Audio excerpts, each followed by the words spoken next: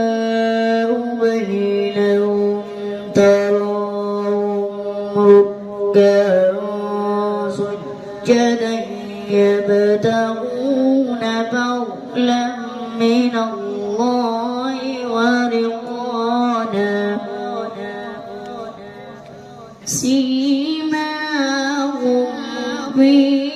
وجوههم من أثر السجود ذلك مثلهم في